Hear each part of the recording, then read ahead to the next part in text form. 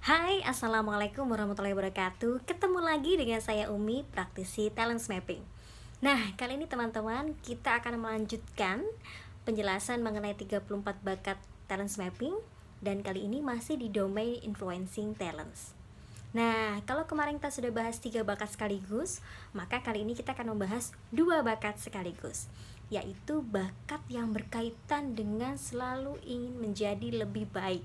Nah, kita bahas bakat competition dan juga maximizer.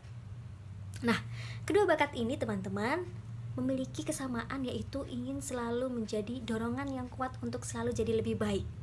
Itu jadi mereka individu yang memiliki bakat kuat competition dan juga individu yang memiliki bakat kuat maximizer memiliki dorongan untuk bisa memberikan yang terbaik, menjadi lebih baik. Nah, kemudian bedanya apa? Nah, kalau kita lihat satu-satu nih, kalau individu yang memiliki bakat kuat competition, maka dorongan kuatnya untuk menjadi lebih baik itu dipengaruhi oleh standar orang lain. Jadi mereka memiliki dorongan yang kuat untuk bisa lebih baik daripada orang lain gitu. Ada keinginan yang kuat untuk bisa mencapai sebuah kemenangan gitu, untuk memenangkan sesuatu. Sehingga mereka akan sangat senang ketika berada di area yang penuh dengan aroma kompetisi yang kuat gitu ya, sehingga mereka bisa memiliki dorongan yang kuat untuk bisa gimana caranya untuk bisa jadi lebih baik daripada orang lain. Jadi compare, ada perbandingan ini dengan orang lain. Nah, kemudian kalau kita berbicara individu yang memiliki bakat kuat maximizer, mereka adalah individu yang ingin memberikan yang terbaik. Tapi kalau tadi kompetisi standarnya orang lain, kalau ini mereka memiliki standar sendiri. Jadi standarnya tuh ada di dalam diri mereka sendiri, sehingga mereka membutuhkan ruang untuk bisa leluasa untuk bisa memberikan yang terbaik. Jadi kalau kayaknya good is not enough deh buat mereka, gimana caranya supaya nggak cuma bagus tapi how to be the best of the best lah gitu kalau bisa ya. Nah, sehingga ini adalah dorongan yang dimiliki oleh teman-teman yang memiliki bakat kuat maximizer. Kebayang deh kalau kita ada di lingkungan yang dua ini, yang ada di lingkungan yang rekan-rekan kita memiliki bakat kuat competition dan juga bakat kuat maximizer, maka kualitas pekerjaan itu bisa tinggi banget gitu ya, atau kita juga bisa memiliki target yang tinggi. Nah, ini yang menarik di antara keduanya. Nah, tapi teman-teman, ada beberapa hal yang harus kita antisipasi kalau ternyata bakat kuat kita adalah competition juga maximizer. Apa itu? Yang pertama ini, kalau bakat kuat kita competition, maka kita kan selalu haus nih, ada dorongan kuat untuk bisa berkompetisi, untuk bisa memberikan terbaik dibandingkan dengan orang lain, sehingga jangan sampai ini terlalu berlebihan gitu. Kita harus lihat juga apakah tim kita kuat atau bisa untuk mengimbangi kinerja yang kita miliki. Jangan sampai kita terlalu asik untuk ayo mendorong orang lain untuk bisa lebih baik daripada orang lain tadi karena standarnya orang lain, tapi kita lupa bahwa tim kita memiliki dorongan yang berbeda-beda. Sehingga kita harus bisa mempelajari di area mana kita akan bertanding gitu ya. Tidak semua area, tapi kita bisa memilih area mana kita akan bertanding. Nah, kemudian berikutnya adalah kalau ternyata bakat kuat kita adalah maximizer tadi, antisipasinya adalah gini, ketidakpuasan teman-teman itu yang terjadi.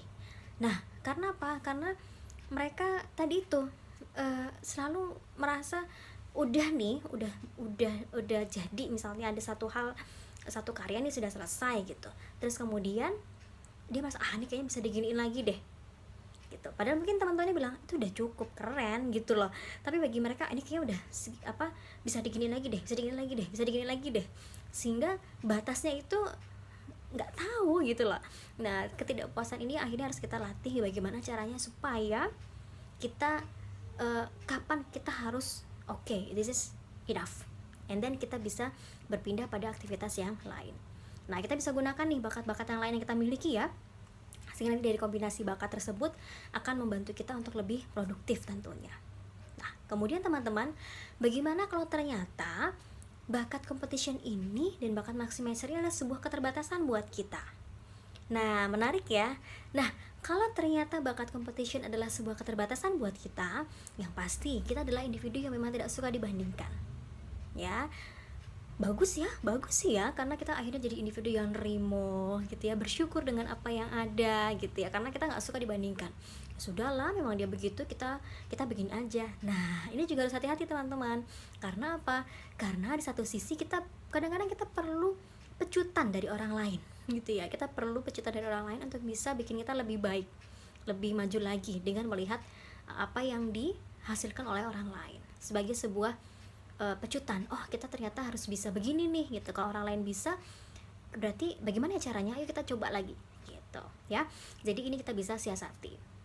Nah, kalau ternyata maximizer nih teman-teman adalah salah satu bakat yang merupakan keterbatasan buat kita, maka yang bisa kita lakukan adalah kita memang individu yang tidak terlalu peduli pada kualitas sebuah pekerjaan gitu. Artinya kita sudah merasa cukup, merasa puas dengan apa yang kita lakukan gitu.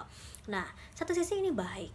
Nah, tapi di sisi lain teman-teman, ada kalanya kita memerlukan sebuah standar gitu ketika kita melakukan sebuah aktivitas, sehingga kita bisa berkolaborasi dengan orang lain tentunya memiliki bakat kuat maximizer untuk membantu kita menentukan standar seperti apa sih harusnya sebuah aktivitas yang kita lakukan gitu. Atau kita bisa menggunakan tools-tools yang ada yang memandu kita untuk menentukan sejauh mana sih standar kualitas dari pekerjaan yang kita lakukan ya, atau bahasanya mungkin indikator ya, atau KPI lah gitu. Itu membantu kita, bagi kita yang memiliki maximizer sebagai sebuah keterbatasan. Sekali lagi teman-teman, apapun bakat teman-teman, ayo kita gali, ayo kita temukan supaya kita bisa fokus pada kekuatan kita dan kita siasati keterbatasan kita ya, untuk bisa jadi lebih produktif lagi. Oke, ini dulu untuk 2 bakat ini. Nanti kita akan lanjut lagi dengan 3 bakat berikutnya dan masih di area influencing talents.